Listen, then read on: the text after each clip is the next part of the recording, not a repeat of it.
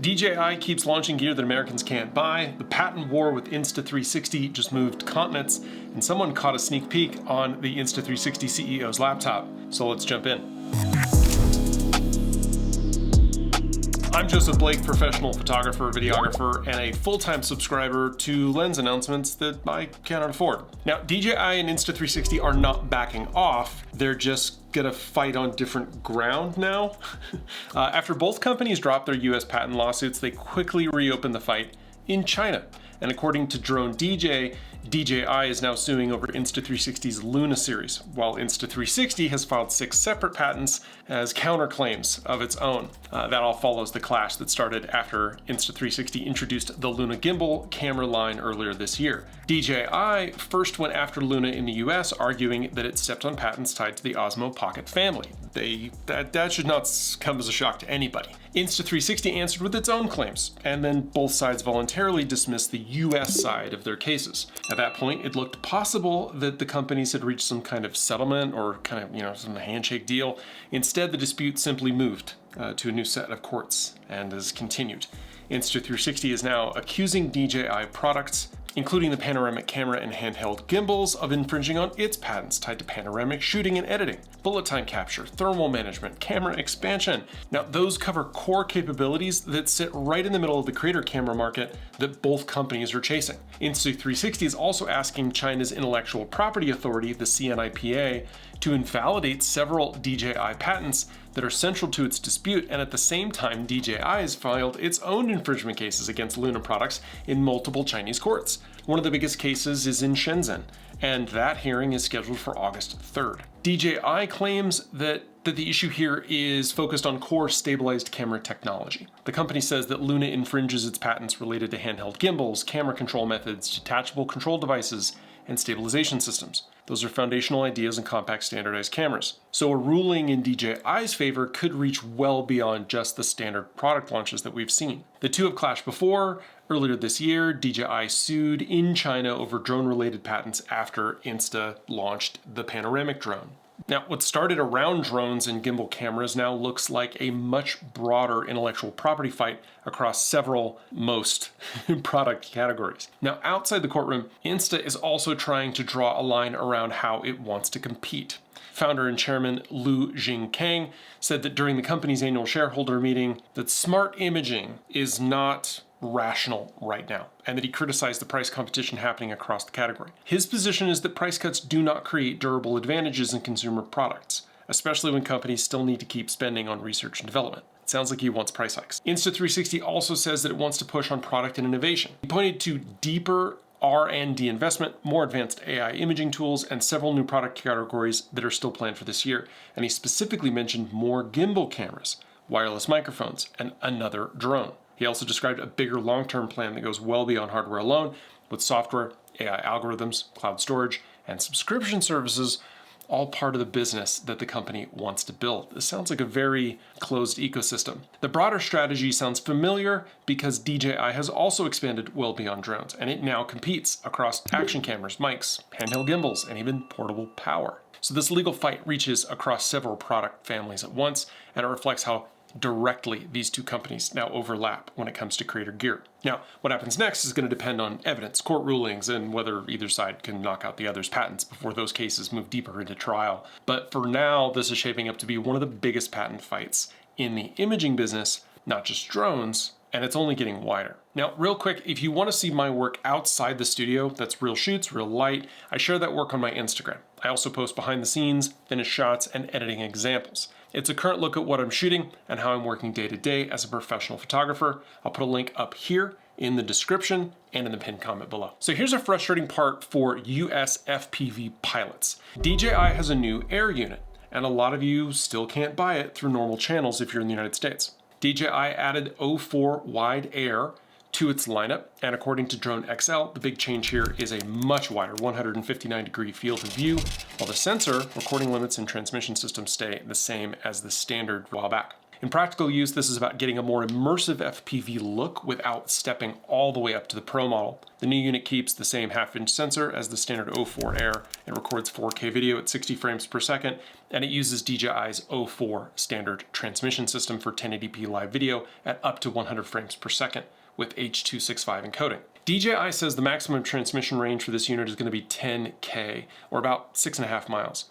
And the latency can drop as low as 20 milliseconds in racing mode. The wide model sits between the standard 04 and 04 Pro in the range. The standard unit stays the lightest option at 8.2 grams with the camera. The wide comes in at about 13 grams. So it fits slightly larger in micro builds, but above that, the Pro is the 1/1.3 inch sensor, 4K up to 120, dual antennas, longer 15K transmission ceiling. So you gotta decide what's more important to you.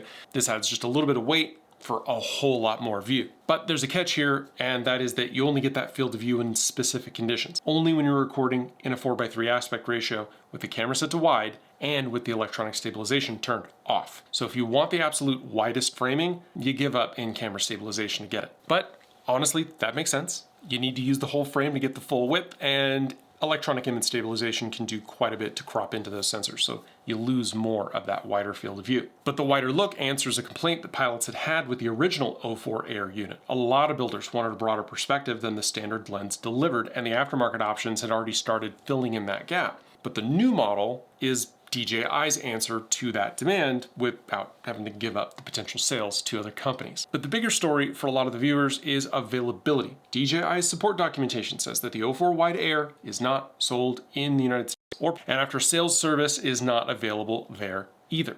So even though the product is real and official, it's effectively absent from the normal US retail path. If you're curious what that looks like in real world scenarios, check out the video that I just posted about my repair situation with my Mavic 2 Pro and my Mini 5, both of which had issues getting repairs, but for completely different reasons. I'll go ahead and link that video up above. And obviously the reason is regulatory. It's not just a sales decision. The FCC added DJI and all foreign-made drones to its covered list on December 22nd, 2025. That blocks new equipment authorizations and leaves the DJI radio products without a path to legal import, without marketing, and without sales in the United States. So existing hardware that was already authorized is still legal to buy and use, as it is with some of my hardware, but a newly announced transmission product like this one does not have that same route. Now, DroneXL also points to the fact that DJI's Ninth Circuit filing, claiming that the company has multiple drone and non-drone products that are already blocked in the United States. They have many more launches that are stuck behind that same barrier, and DJI is challenging the designation in court through the FCC's reconsideration process. But right now, there's no clear mechanism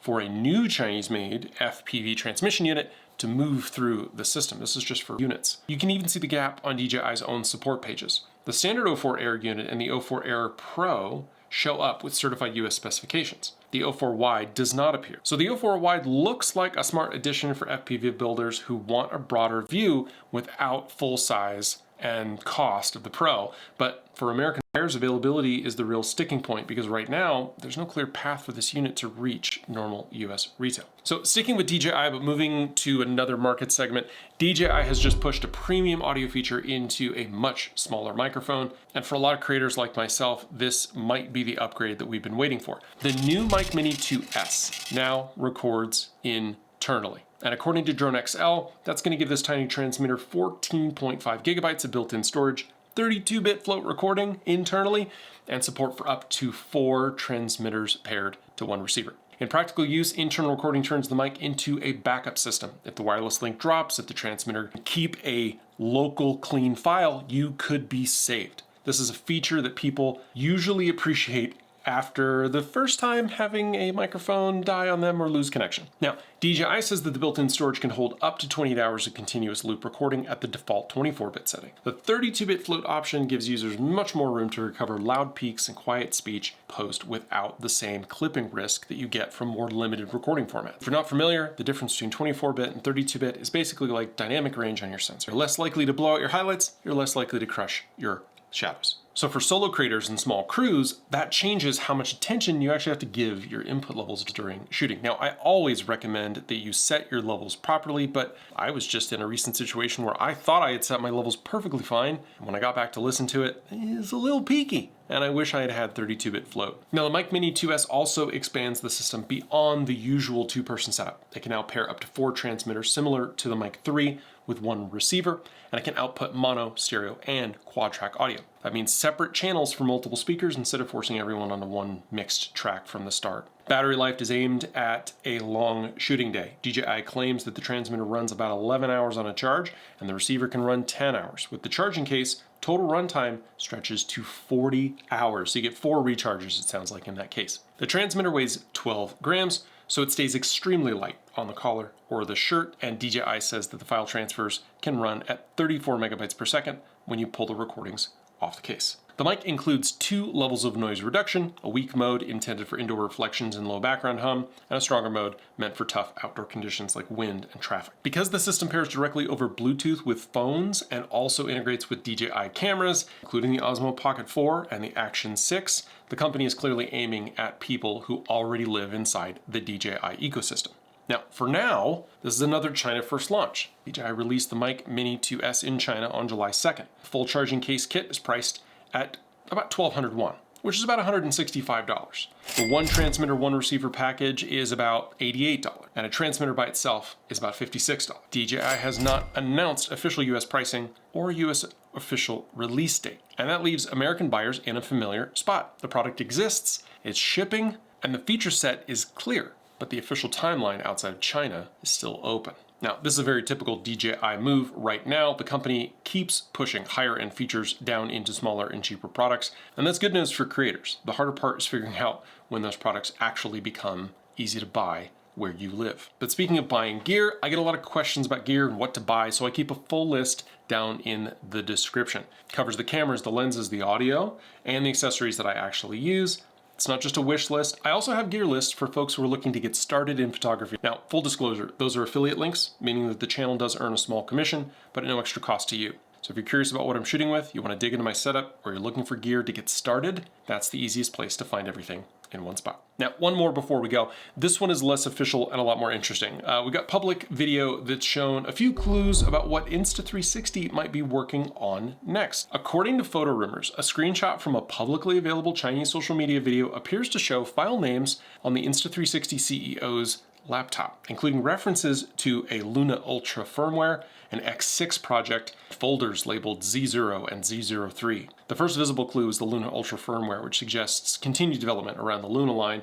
Another file name reads paired op4.move, which appears to be a reference to potentially some comparison testing to the Osmo Pocket 4, which should not come as a surprise to anyone. The most obvious repeated reference is the X6. Multiple file names appear and to include the X6 360 PV, which strongly suggests some kind of next generation 360 camera project. Again, shocker that the replacement for the X5 would be coming soon and that it might be called X6. Now, obviously that doesn't confirm a launch date or a final product name, but it's the clearest hint that I mean the X6 is coming, like we know that. But then there's Z0, which has been linked to the long-rumored Insta360 mirrorless camera. The screenshot appears to show folders labeled Z0, latest sample, with a note on exposure and color being only roughly adjusted. There's also a Z03 compared to OP4 file visible in the same view, which suggests at least one additional product in development and potentially being compared against also the Osmo Pocket 4 from DJI. And remember, that's a 1-inch camera, so maybe we're getting a compact camera from them, a Z03 that would compare, or maybe it's an APS-C that would, or Micro Four Thirds maybe, I don't know. Curious that they would compare it to the OP. The most important caution here is that file names, this is not a product announcement, right? This is internal names. It's kind of cheeky that we get to see this stuff. But the screenshot does line up with earlier talk about the possibility that they'd be getting into an inner lens camera system. And the Z0 was originally thought to be a Micro Four Thirds mount. And that would be a bit of a departure from the company, as they're traditionally in the 1/1.3, 1/1, 1-inch style sensors. Though GoPro, one of their biggest competitors, just came out with a Micro Four Thirds based camera in the Mission series. But that would mark a departure for the company and potentially get some really cool creator-focused imaging tools out in the market. Now, for now, it's very early. This is unconfirmed material. X6, more Luna development, potentially a mirrorless project in the pipeline for Insta360. Well, that's it for me today. If you want to support what I'm doing here, I've got memberships, super chats, and gifts available. All my links are down below to follow me everywhere I am, as well as all the links to the gear that I use and talk about. Those links really do help the channel. As always, the easiest way to support the channel is just to like, subscribe, comment, and share. Those are always free, and they go a long way to helping here. Thank you so much for watching, and I'll see you in the next one.